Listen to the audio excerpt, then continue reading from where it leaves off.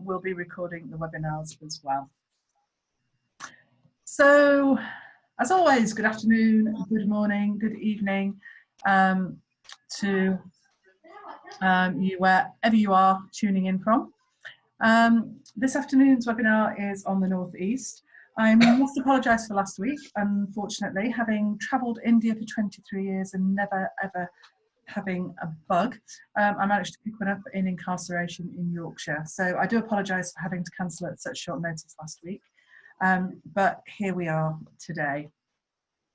So a few notes as always, and of course as always our slides are sticking a little. The webinar will be between 35 and 40 minutes. Obviously the Northeast is a big area. You know, we have a lot of states to cover. So this webinar may actually be slightly longer, about 45 minutes. At the end of the webinar, there will be a question and answer session as always. So if you do have any questions, please do put them in the chat box at the end. And also, you know, if you do have any questions or queries or would like to contact either Sanjay or Julie, who are joining me on this webinar at the end, then please do just get in touch. You have our details. So today we are talking about the Northeast. It always makes me smile. I always want to go the Northeast to the final frontier, a little bit like Star Trek. It's called the Wild West of East India, as it were. It is the last frontier. It's an extraordinary region that has really not been explored in terms of tourism, and indeed it was just really started to open up over the last 2 or 3 years. It comprises, it's called the Seven Sisters, and it comprises the 7 states plus Sikkim. So actually, technically, it is 8 states, but 8 sisters doesn't go quite as well as 7 sisters. And it's way out, sort of up in the Northeast, predictably, surrounded by Bhutan, Myanmar, Bangladesh, and it's just attached to India by a very narrow sort of few kilometres of land that's often referred to as the chicken neck. It is an extraordinary region. It's a region that I myself had only really just started to discover over the last couple of years. You know, I went and did the customary visit to Assam. I went to Kaziranga National Park, which absolutely blew me away. It is a UNESCO site. It is extraordinary, and also it's very famous for its conservation project, you know, with the one-horned rhino, which is fantastic. It has over 450 species of bird, and yes, I had to get my wildlife quota in at the beginning of this webinar. But it is absolutely beautiful. Also, more recently, I went up to Meghalaya. I went up to Cherrapunji. Of course, it rained, which you would expect it to do in Cherrapunji, and to the living root bridges. And I explored some of the textiles there, and of course, you know, had to do some tea. But it just gave me a small hint of what this entire region has to offer. I mean, it has everything. It's got the high Himalaya, it's got the mighty Brahmaputra, the stories, the myths, the legends, the sacred groves, the living root bridges. You know, it's got tea, it's got textiles, it's got tribes. And, you know, I hate it, the Northeast just being, you know, referred to for, you know, for tea, tribes and textiles, but it abounds in them, and it's quite easy to see why people do focus on those particular regions. And it's an absolute melting pot of cultures. You know, look at the countries it's surrounded by. And of course, migration has happened over the centuries, and it really is such an absolute melting pot of cultures.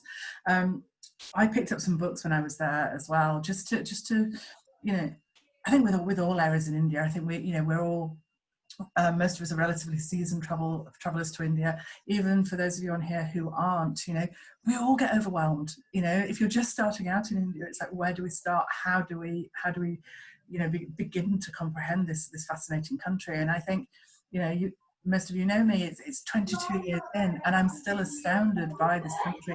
I got to the Northeast and I was just like, it's going to take me another 2 years to begin to get to grips with what this extraordinary offer. So, you know, I've mentioned the Seven Sisters and Sikkim, and here they are, and here's a map, and it just shows you how they fit into India. So it is, you can read Arunachal Pradesh, Nagaland, Assam, Manipur, Meghalaya, Mizoram, Tripura and Sikkim. I'm very gutted. I'd just been invited by Lonely Planet actually up to Arunachal before this situation happened, so I didn't quite make it up there. But having touched on just such a small part of it, which I have, which is a little bit Meghalaya and Assam, I'm by no means qualified to speak to you on this webinar and this area. It offers so much variety, so much diversity, and it really takes people who are local to the region to fully understand it and bring that to the fore. There's so much that can be done there, from, you can see here, birding tours, birding, botany, river cruises, treks, hikes, cycling, history, World War II sites, festivals, the cultures, the textiles, and I think unless you've been immersed in this region for an awfully long time, you really can't begin to do it justice. And that's why I'm really delighted today that I've got two people joining me. So the first one is Sanjay Thakur from the East India Travel Company. So Sanjay has spent his childhood, he's born in Jorhat in Upper Assam. And he's always been fascinated by the Omira and the Julia,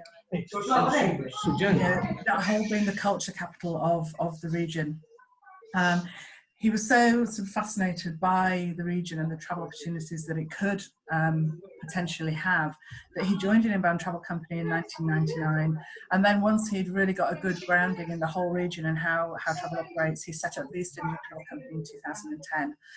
He wanted to really bring intrepid travellers to this region.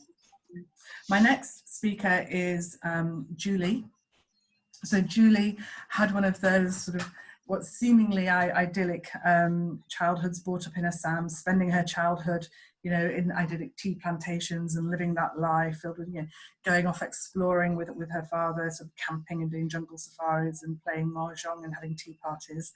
I think also influenced by her grandmother, she then went into textiles and worked in the textile industry for many years before really wanting to come back and showcase the Northeast for specialist, the specialist experiences that it can really offer. So both Sanjay and Julie are going to be pretty much hosting now the rest of this webinar on my behalf and for you all. As usual, we'll be going through each of the different regions, talking about the specialities of each region, and then talking about a few sample itineraries. And again, it's so vast we can only mention 2 or 3. So I'm going to hand over to Sanjay now, who's going to start us off. Sanjay, you there? Hi, hello. Hi. Hello, everyone. Thank you, Philippa, for a fascinating introduction of India's Northeast. Thank you. And hi, everyone, wherever you are. Philippa, if you can, just say, put that slide with the other one, the next one. Yeah, this one. Yeah. So, special interest tours, if you can. Hello. Sorry, yeah. This one. Okay. All right. Yes. Thank you. See, the region, as Philippa has been describing, it's not many people have come here. It's paradise, unexplored, and so it's just the right part of the world, where you can have special interest tours, like birding and botany tours. Birding, if you take birding, you have fascinating wildlife sanctuaries, national parks, up in the hills, in the plains, grasslands. So varied terrain, has got varied species. So we have a lot of birding opportunities in the Northeast. For example, we have the Eagle's Nest Sanctuary in Arunachal Pradesh. Then we have Namdafa in the east, far east of Arunachal Pradesh. Then we have the Mishimi Hills in the northeast of Arunachal Pradesh. So varied terrain, varied species, varied vegetation. So fascinating birding tours for the birders. And then we have botany tours. Let me tell you, Northeast has the most forest cover in the country. In fact, Arunachal Pradesh has about 80% forest cover, and Meghalaya about 60%. So this is a fantastic area for botany tours. And then we have the mighty Brahmaputra River. We do have river cruises on the Brahmaputra. You can choose from 3 nights or 7 nights, or even longer duration of river cruise on the Brahmaputra, with going out from your boat and for day excursions, to villages and national parks and weaving villages and all. So this is again a very interesting area that one can explore. Then because of the hills and terrains, there are fantastic treks and hikes that you can do in Arunachal Pradesh or Meghalaya or Nagaland. High altitude treks up to 5,000 meters, or low altitude treks from village to village, and then bicycle tours, which are very good in areas of Meghalaya or Arunachal Pradesh or even Nagaland and Mizoram. So with very little traffic on back roads and villages. So this is again another very interesting area that one can explore. Then we have the World War II sites. Julie will be my good friend Julie will be telling you more about it when she gets to Manipur. But in Nagaland, there is this Kohima Second World War Cemetery commissioned by this Commonwealth War Graves Commission, maintained by that commission. And it's a very poignant war cemetery. Then we have a very good war museum in Kohima. And then textiles, of course, Julie will be covering. Then we have indigenous cultures, like in the hills in Arunachal, Nagaland, or Mizoram. We have so many tribes. In fact, in Nagaland there are 16 major tribes and many sub-tribes. So it is for Arunachal Pradesh. So these are fascinating areas for indigenous cultures. You can go on a jeep tour and take a walking tour too through the villages and learn about their customs and traditions. And then, of course, the festivals. Festivals are a time when you get to see all those customs and traditions and their attires, and they sing and dance, and you can taste their cuisine. It's a fest. It is one of the best times to be on the on these areas when the festivals do happen. So. The festivals are in April, they're May, they're November, December. So many festivals in throughout the year. So these are those special interests. Some people, the people can come to. Philippa. Yeah. Arunachal Pradesh, one of the largest, states in the northeast. When we talk about western Arunachal Pradesh with Tawang, which is on a high altitude, 10,200 feet, and it has got one of the most important Buddhist monasteries out of Tibet. It is the Tawang Monastery, about 350-year-old. And there are about 500 resident monks in the monastery, and people can go there and look at the meditation, the part of it, and see the lamas praying, and then of course Tawang. To get to Tawang, you have to go to a very beautiful Dirang Valley, and then get on the top of the Sela Pass at 13,700 feet, and then go down to Tawang. And Tawang also has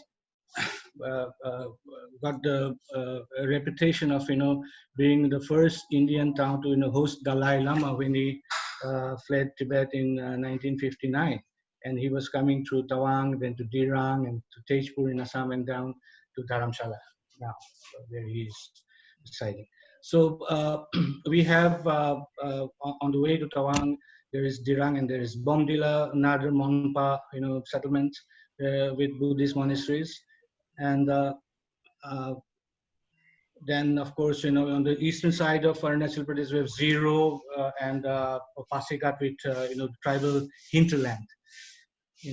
So Arunachal Pradesh has got Buddhist, Tibetan Buddhism, and beautiful landscapes and cultural tours, Buddhist cultural tours and tribal tours like the Apatanis, as you can see in the screen with that Apatani woman there, and then Thagins and Adis. And of course, it has Arunachal Pradesh is also very good for adventure tourism like rafting or, like I said, trekking and bicycle tours. So this is something which this state has got a lot to offer. The tourists. Now coming to Nagaland. Nagaland has it's let me say let it divided into three parts. One is the northern part, which is very, very tribal and traditional. Then the middle part, which is also bit traditional, and then Kohima, which has got this war cemetery, and of course the Angami tribe. But if you want to really feel go and see the tribes, then I think Mon is the best place to go there. Because there are people who are still steeped in their traditions and customs with men with their former headhunters with the tattoos in their faces and chests, and it's really an exhilarating tour. If one can go to Mon and have a look at their customs and traditions. And then, of course, when you come to Kohima, you go to the Commonwealth War Grave Cemetery, the World War II cemetery, and then there is this war museum, and it is also very good for a jeep tour through the villages, looking at the tribes, and of course, there is this Juko Valley, which is at the 2,400 meters elevation. It's a beautiful valley with a meandering stream, and then you can go right up to the Jakfu Peak, which is at 3,000 meters. So this state is very good for tribes tours, war tours. We do have a war tour program, and then of course the treks and the cycling and jeep tours to the villages.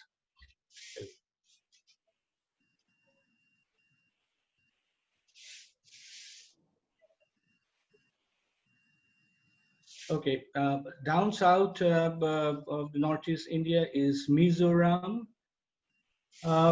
Tourism is just taking root there, and we have this Reik village, which is a very traditional Mizo village, where you can go and have look at their handlooms, the way the tribes live. And then to the east is on the border with Myanmar is Champai village, and then again on the south is the Dampa Wildlife Reserve, which is again a wilderness. Which may not have the sightings as in Kaziranga, but then it has got the leopard, the sloth bear, the hooded gibbon.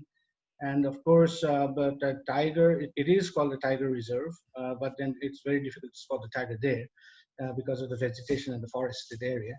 But otherwise, this is a very wilderness, feeling that you get when you go to Champa village. And Mizoram also is, like I said, slowly opening up to tourism because of its terrain. It's very good for a hot air ballooning or paragliding. There are escarpments and then go down. It's just taking root, it's just starting as an adventure sports destination. Mizoram, yeah. Sikkim. Sikkim, well, small and beautiful. We always describe Sikkim as small and beautiful. Well, now it has got an airport too, so connectivity has improved.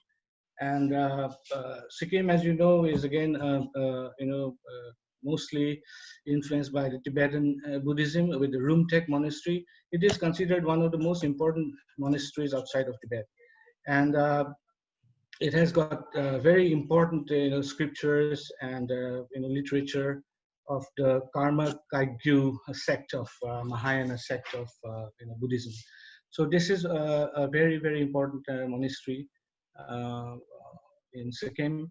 And then you have the holy Samgole, just about 24 kilometers from the capital city of Gangtok. And it is considered very holy because it is, the name itself suggests that it's from the sky, sort of a lake blessed by the heavens. So it is considered very, very sacred by the local people there. And on the to the west and north is the beautiful Paling, from where you can see a lot of beautiful mountains, including the Kanchenjunga, which is the third highest mountain in the world. So and then very near to it is Pemayengsi monastery, a very old monastery with the Rabdanse ruins, historical ruins.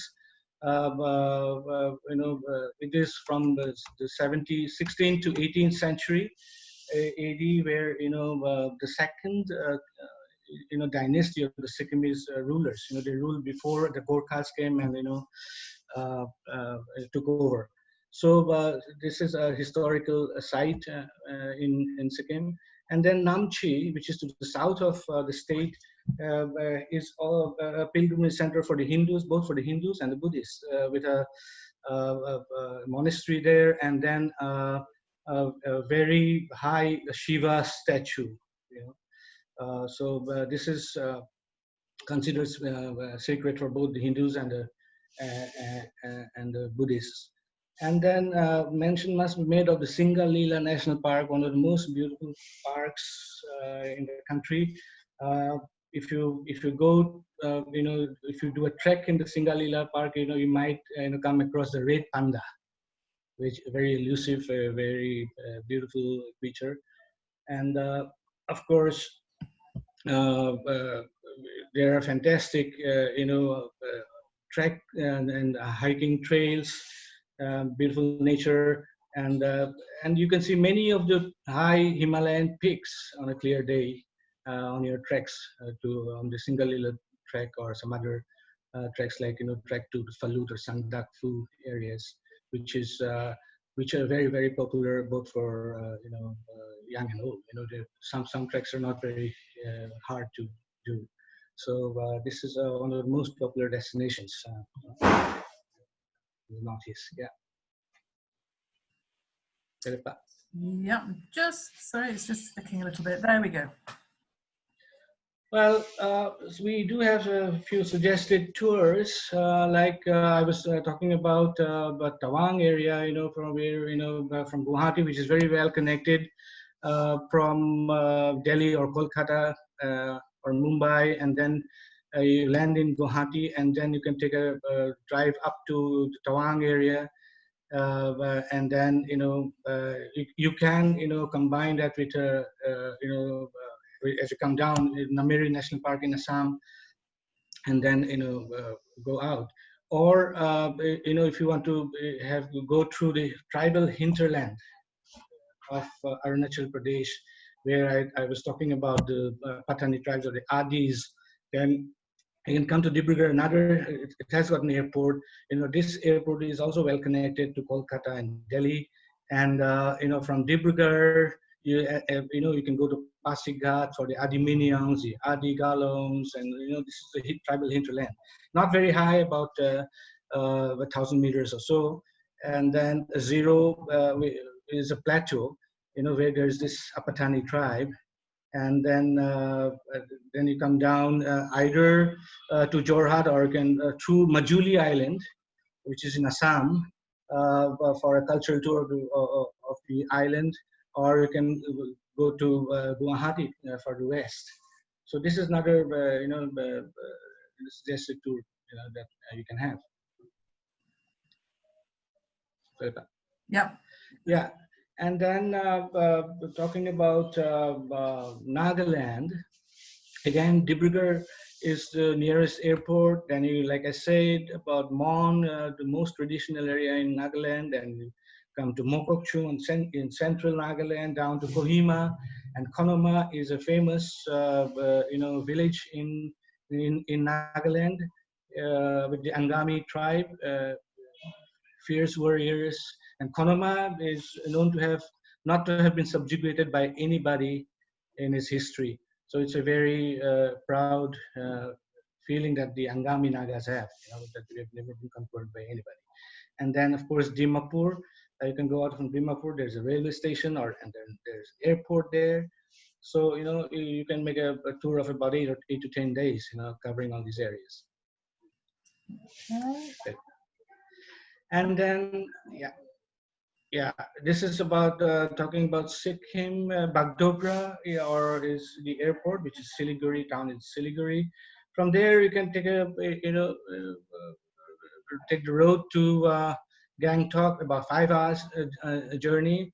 And happy to tell you, the Indian Railways is, constructing a railway line here, about 43 kilometers of the most arduous, road journey. You have to go through tunnels. So, wildlife or the forest, they do not cut down trees and all that. So this is going to happen in pretty soon. So that the travel time will be cut down. And then there is, of course, the airport in Gangtok too, which has been recently opened. So from Gangtok, you can go to Rumtek and Somgo, like I was telling you, and then you can come down to Namchi and go to Pelling, and then back down to Bagdogra. And Darjeeling is very, very near to Gangtok. It's about 3.5 hours from Gangtok to Darjeeling, another area, not in the northeast, but then you can combine that. And from Sikkim, there can be trips to Nepal or to Bhutan too. Yeah. Thank you. There we go. Okay, thank you so much for that, Sanjay. We're now going to move on to Julie, who's going to cover the remaining states and then talk a little bit about the kind of specialized tours that she does. Are you there, Julie? Yes, I am. Hello, everyone. Thank you for joining in and making the time to be here. Now, Meghalaya is where I went to school, boarding school, and we used to moan and groan. In those days, the drive used to take 4.5 hours from Guwahati, from the Assam border, all the way up to Shillong, which is the capital of Meghalaya. And we used to moan and groan all the way up. And my father, he decided to come up with a game on who could spot the first pine tree, or the ground orchid, depending on the season. And the first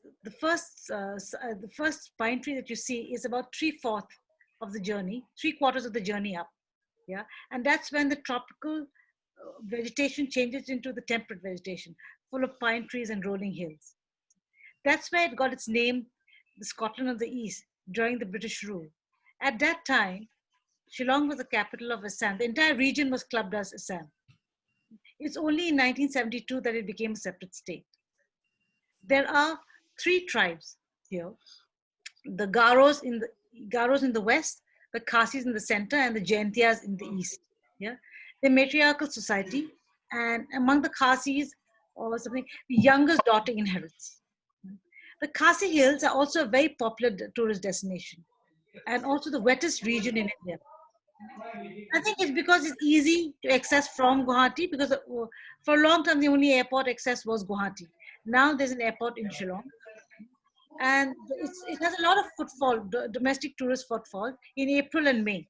In the month, those are the months where the waterfalls are spectacular. It's really good to see. Now, why do I say it's great for a mixed age group tour or a mixed age group holiday?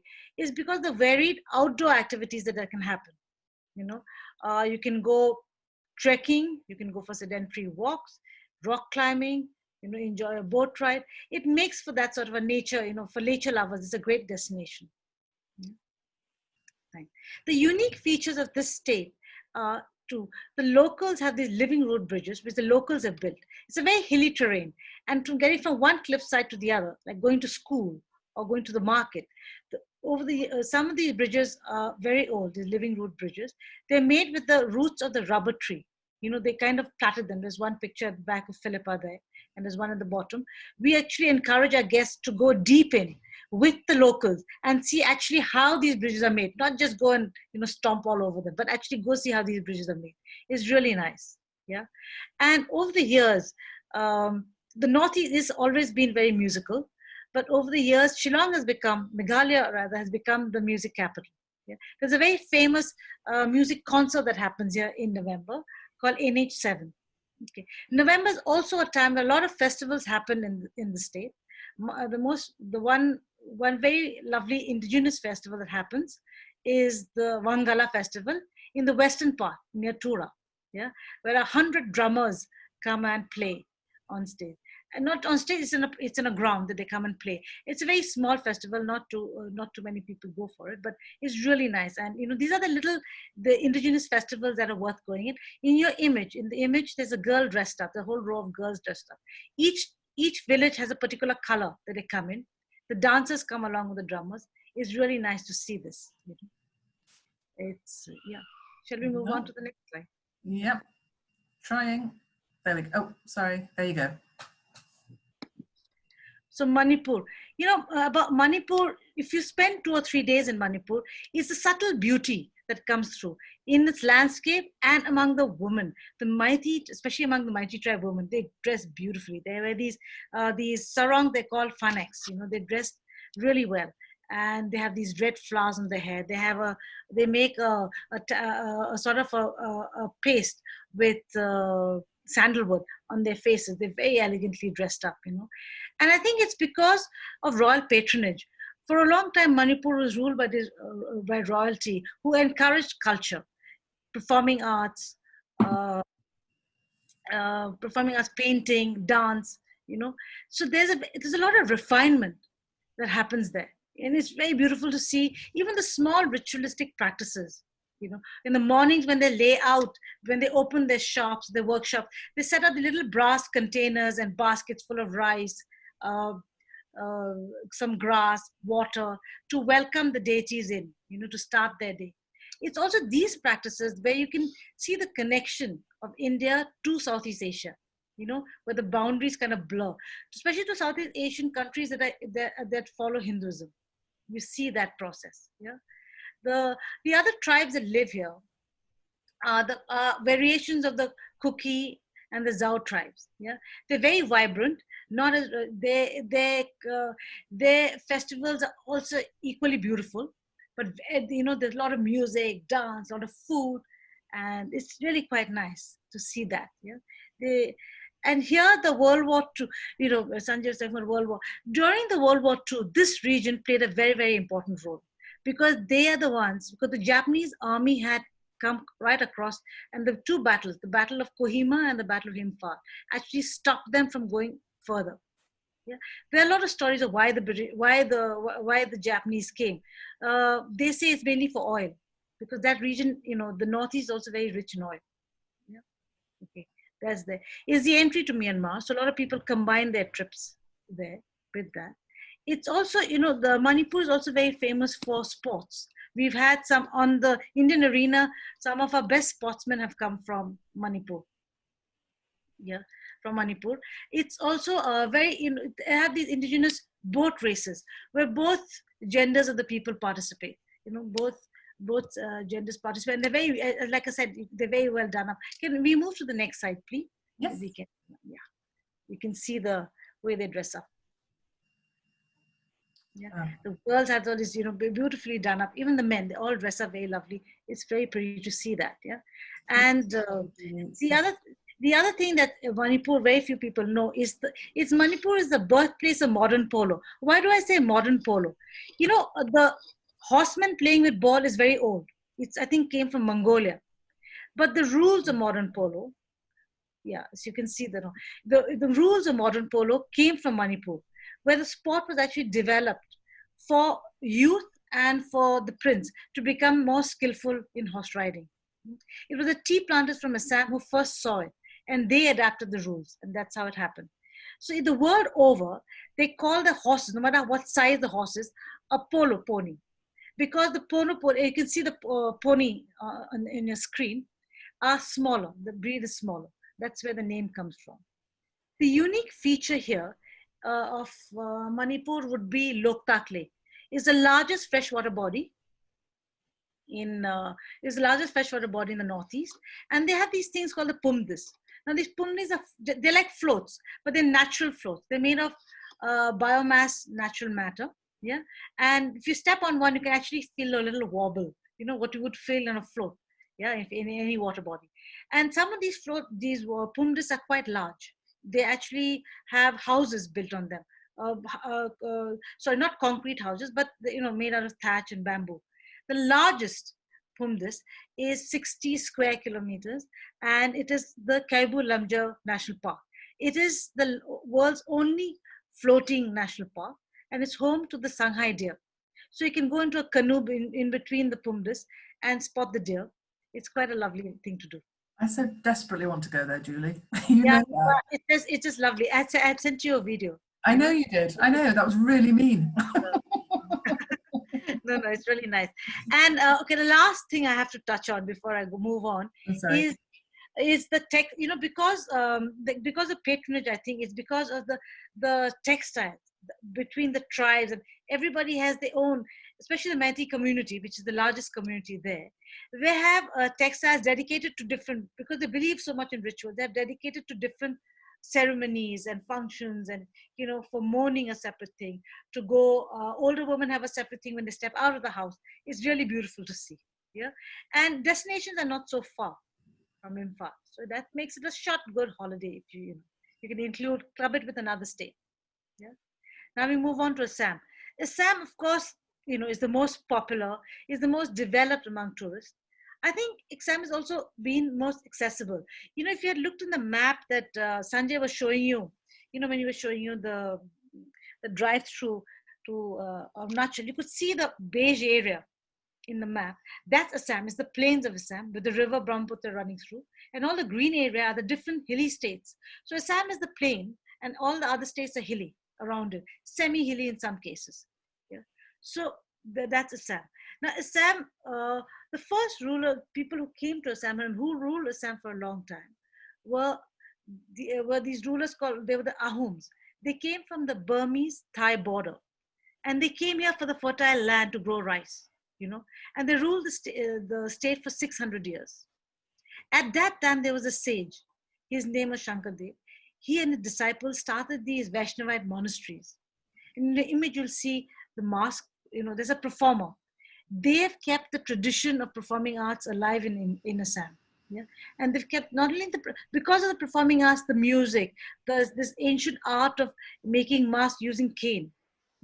The certain language, the musical language, they're called tals, that they have kept alive. And they have performances that happen there, which are quite nice to see. And there's a lot of myth. Over time, all great stories become myths, right? And the one about how the Britishers came, or what was interesting, is about Robert Bruce, who came to discover tea. He had heard about tea. He had heard about China, but China was very close. They weren't going to give him samples. They weren't going to let him taste it. So he'd heard that, somewhere in this region, he might have access to it. So it was this Thai Simphu tribe who actually even now grow it in their backyards. Tea is grown in the backyard, and they have their own way of making tea. So they're the ones who introduced him to tea as a brew. Even now, if you look at a certain, if you go to a Burmese restaurant, you will find tea as a salad. So the Thai Simpus were the first to brew it, according to legend. Yeah. So that's an introduction to how the British landed up there. Now, Assam, because it's been on the tourist map for a while, offers a lot of things. Yeah, the wildlife is what everybody knows it. The 19 sanctuaries, and we get asked quite often. But I want to go to Kaziranga because I want to see the rhino. So we go like, no, you can go to many other places to see the rhino. It's there are a lot of places you can see the rhino. Kaziranga is famous for many. It's easier to spot animals in Kaziranga. Kaziranga is also very famous for its tiger population. And let me not encourage you too much on that front. I've been to Kaziranga at least 90 times in my lifetime. I've spotted a tiger twice. Yeah.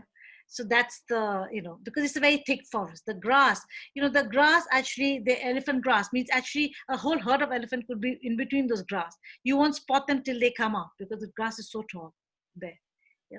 But it does make for Assam does make for great wildlife tours and birding tours.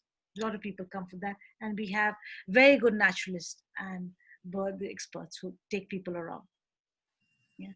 Assam also, because the river, there are a lot of focuses around there, which, which Sanjay had mentioned about cruise. You can even do daytime trips and camping. We can move on to the next slide, Philippa. Thank you. Tripura. Tripura is... There you go, sorry. Yeah, you got it. So Tripura is the smallest of the seven sisters. Yeah, and actually kind of a little bit jutting into Bangladesh, as you can see in the map. It's surrounded by Bangladesh all over. Yeah, which has been to its advantage and disadvantage. There's a story, again, this is a little myth I'll tell you about. The rulers of Tripura, one of the rulers, his wife died, and somebody he was very upset. Somebody gave him a book of poems, of love poems, written by a young author, that time not very well known, who turned out to be Rabindranath Tagore, the Nobel laureate. And he was very moved by these poems. And he sent his secretary across to meet this 21-year-old man, who he invited. And they've been big patrons of Rabindranath Tagore. And Rabindranath Tagore wrote a lot of his plays here and his stories here. But for me, Manipur is, if you say Tripura, what I like about Tripura would be the Riang tribe. Shall we move on to the next slide? Absolutely. You can, the Riang tribes, you can see the woman dressed up, is jewelry, is that silver jewelry, the pride of their, the way they dress up. They are considered among the 75 primitive tribes in India. But they have I find them very advanced in many things. Some of their head person of the village are women. They believe in divorce, remarriage. They live in little pockets up in the hills. Yeah. And near where they live, one of the areas where they live is this mythological, this wonder called Unakoti. Yeah. In the image you can see, these large sculptures that were built around the 7th or the 9th century. Now, nobody knows who built them. The archaeologists recently studied the stone, and that's how they figured that it's in that time period. And you can see they're very sophisticated, they're very sophisticated carving, clear lines, large. And you can actually, you can see the deity. You can say, oh, this is Shiva. Oh, that's Ganesha. This is Parvati. You can actually make out the forms. Now, there are a lot of mythological stories on why they were built. Yeah, but I think there was a tribal influence, because if you see the hairdos, the earrings, the kind of headgear they put on into these, they built, there has a lot of influence with the tribes that live there. That's why I wanted the two pictures together, the things on there. And it's really spectacular because it's in the middle of nowhere. It's in the middle of a forest. You're like, who came here? What happened? How did this whole dynasty or whoever lived here disappear? But nobody is able to tell. Yeah. Shall we move on to the next slide? Philippa? Thank you. Yeah.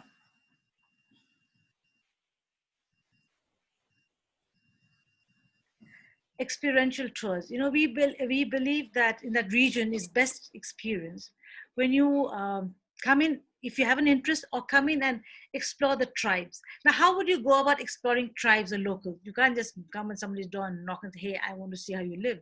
So, we facilitate, a lot of the operators there, we facilitate activities, like children, to learn martial arts there, the local martial arts, to see the performances and to actually join in certain performances.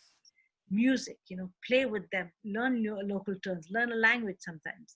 Yeah, to go, that region has a lot of rivers and water bodies. Go fishing with the locals, and they're very interested. They don't always fish with a fishing rod. They sometimes use baskets. So these are the interesting things there that you can do if you're coming from, if you want to club it with a wildlife tour, or come separately and make a wildlife tour as a small part of it. So that's one option. Philippa, can we move on to the next slide, please? This is all you, textile lady. Yeah, I have a background in textile. I learned to weave from my grandmother at the age of 9. I used to help her weave. And they used to weave on a backstrap loom, which you can see the photograph at the bottom. The woman, it's strapped to your back. So the width is very narrow. Yeah, I used to, and at those times I used to grumble. I said, I don't want to do this. But I'm so glad that she was a tyrant and she made me sit with her and do it. Because after that generation, it's kind of, in urban society, in the urban parts of the Northeast, it's kind of died out. But in the rural areas, it's still alive. Every household weaves, and it's the women that weave. They do everything from spinning the yarn, from dyeing. It's the women who do it, And our textile tours are, we love taking people across to see the different things. And because each tribe has their own patterns, their own color schemes, their own way of doing it, that even if we all weave on a back strap, the patterns are very different. And one of the things that we love is for our guests to actually try on the local costume, It's really, and you also, then you get down to understanding why they're built in a certain way, why they were constructed in a certain way. Of course, you just don't know, costume is just not the clothing, it's also the headgear, the jewelry, which are extremely vibrant. And you can't do a tour to the Northeast without seeing that. Yeah. The other things that are nice are bamboo crafts and a bell metal. That's really big. But we don't have enough time, so I'm going to cut it short. Philippa, can we please move on to the next slide? Oh, there we go. Food. Now, I'm a foodie. I think most of us are foodies. And now there's so much focus on food the world over, what we should eat, what we shouldn't eat, and how we do it. So in the Northeast, according to there's one question that I'm sure Sanjay gets asked a lot, and I get a lot, is, I'm vegetarian. What do I eat when I come there? It's a myth. We have a lot of vegetables. We have a lot of greens that we eat. In fact, any region, three famous greens are fiddlehead fern, mustard green, and we had these really, really sour little leaves that that we use quite often in different things. So on a food tour, you can see the picture in the center. One of our guests, we are going to somebody's house. So he told me, what should I take? So I said, okay, we're going to take, I always tell my guests, take whatever ingredients, you're intrigued by. We are going to ask our host to cook it. So I didn't want to walk there with just, chunks of dead meat and chopped up vegetables. So I want to take the guest something, So I asked, I said, what do you like? He said, oh, I love this chicken in the chicken coop. I said, okay, let's take one for the guest. Host was for the host. He was very amused because he had about 20 chickens himself when he got this one. Yeah. And, for me, a food tour, like all our trips, we call them food focused or textile focused, because it's not the only thing that you do. You also see you see what happens around it, the way they, the different places where they don't have plates, how they pack their food. And like I said, the bell metal industry is one of Sam's biggest cottage industries. To see how that's created, we do a cooking class by the riverside. I think now in the post-pandemic, when we do tours, a lot of focus will be to do things outdoors, So we do cooking classes outdoors. We do, in textile, we do a lot of our weaving workshops outdoors. And also this region has the largest wholesale banana market in Asia. It's very close to Guwahati. So this is a feel of what it's like when you go there for a food tour. Can we move on, Philippa? Thank you. So now we talked about when the British came here for the tea. They didn't only come here for the tea. They came here for other natural resources, timber, coal, oil was the big thing. And one of the legacies of that era is the architecture. They're lovely bungalows that you can actually, some of them are very well maintained and you can go and spend the night. And some of them even give you the old world charm when you have your own butler. You have your own service there. The picture on your left bottom is the first church that was built in the Northeast. It's in Guwahati, the Christ Church. And so when the British was here, and it was Lady Curzon actually who brought the plight of the rhinos to attention. She had heard about these animals, so she went to see them in where Kaziranga is now. And do you know how many she spotted? None. So she went back to her husband and said, listen, you have to do something. This animal has to be saved. And that's when they actually made like a protected land. And then it grew to becoming a wildlife sanctuary there. So there are a lot of tea-focused tours you can do, where you can actually go live with the tea planters' houses, or you can live in the bungalows. You can go tea plucking with them. You can do a tea tasting session there, you know. So that's something. It's really fun to actually blend your own tea, you know, and take it back for friends and things like that. The river. Why do I show a picture of the river and say it's a colonial heritage? You know, it was at that time that they introduced a lot of camping. They introduced the steamer boats into the river, which now are being used for tourist activities. And they're quite lovely to do, especially when you go on a steamer and you land up on a sandbank and you camp for the night. That's really nice. The World War II. There are a lot of museums, a lot of sites.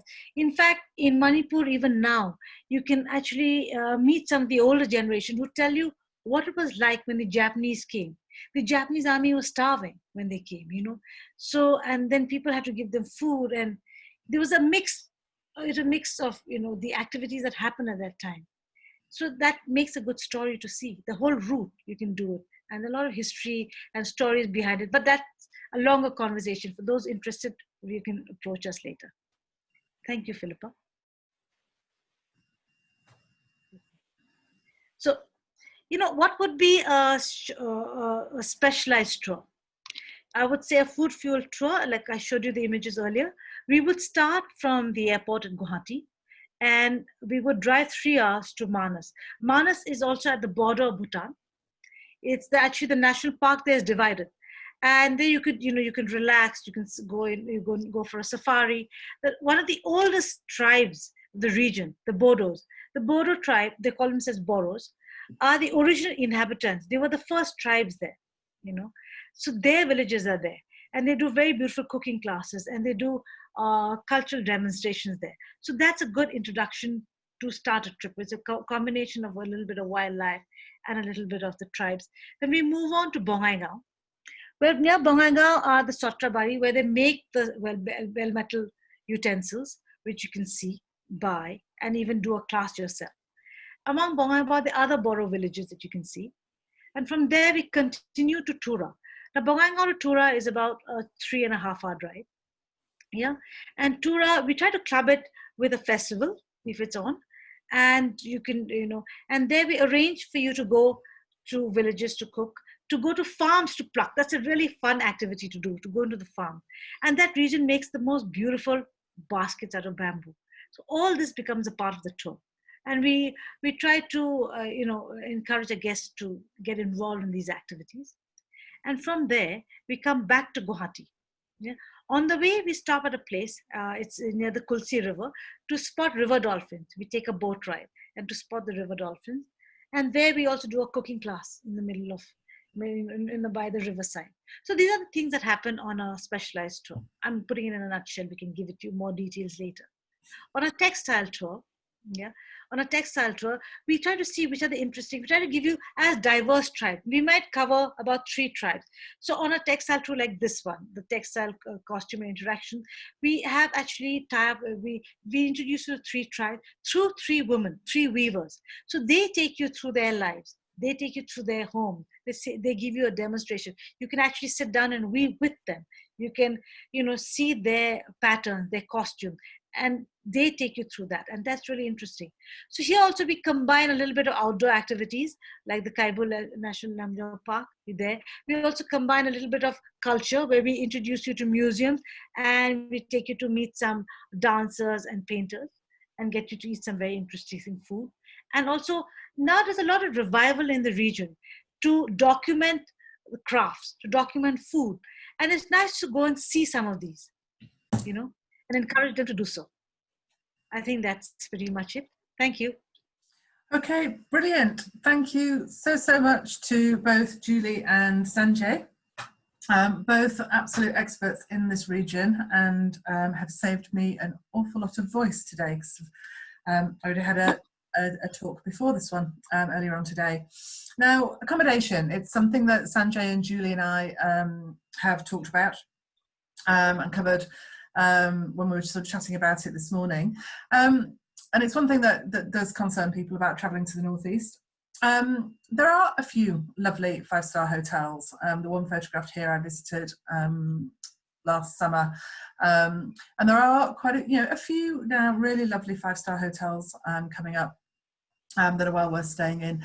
Tea bungalows, of course, the region, as we've discovered, is famous for its tea, and also some homestays, some kind of smarter homestays, but also some more basic kind of community stays as well. And I think this is where the knowledge of both Sanjay and Julie is invaluable when planning a journey around this region, and finding the right kind of accommodation for your client, or at least, if a client wants to visit a particular area and the standard of accommodation there isn't that great, then at least knowing that in advance to be able to tell your clients, to pre-warn your clients. I think, one thing I've discovered over the last 20 years is as long as clients know, as long as your customers know what to expect, then they can deal with it. It's if, they were expecting something and then don't get that, where the problems lie. So moving on, so just a few basics and points to note. Permits are no longer required now to the northeast, apart from to the state of Arunachal. So that makes travel there an awful lot easier. Okay, so as long as your clients have an Indian visa, then they can travel to most of these states, apart from Arunachal, where you do need to get a permit, and just for a certain region in Sikkim. The airport system had opened up. Let's see what happens now at the end of this situation. But there are now more airports opening up there, and also you can see here the railway stations that you can access the area from. So a few more details about Julie and Curtain Call Adventures here. So you can see that she established In Travel in 2017, having had a long career in her textile business. Excuse me. And then also Sanjay, who has been in travel since 1999 and established East India Travel in 2010. So both wonderful people to work with and to really help you showcase this region. So there we go. That's the end of this presentation. Thank you so much for joining. If you do have any questions, then if you would like to ask them now in the Q&A chat box, we have both Julie and Sanjay who are here who can answer the questions for you as well, if I can't. And I think their chances of answering are slightly higher than mine. And then that leaves us into next week. So next week we are covering wildlife. It's a wildlife dedicated webinar next week. So it's going to be on Wednesday. So from now on, we're going to be doing all our webinars on a Wednesday. So next week is wildlife. I had asked if any of you had any specific webinars that you'd like us to cover. We are still going to be doing India as a family destination. We're going to be doing India as a culinary destination. We're going to be covering some festivals and fairs as well. We have been requested to do a session on Nepal, which we will be doing. So, but if any of you have any specific ones, I know Emma, you'd like us to do one actually on each of our experience providers, so we can get a few of the experience providers together that we work with at Indian Experiences, so you can find out a little bit more about what they do and how they operate. But if you do have any specifics, then please just email myself or Gwen. Gwen is always there as fantastic support, and we'll hopefully schedule some webinars that will fit in with what you're looking for. So now I will shut up. If there are any questions, then please just pop them in the chat box. And if you have to dash off, then you can email us. So Julie, you still there? Yeah, I'm here. Sanjay, So I just I'm here. Perfect. Thank you for that, guys. Yeah. Thanks, Philippa. Yeah. There's one here. Thank you, everybody. Thank you so much. The two questions that have popped up, Philippa. Okay. Yes. Oh, Yeah. How safe is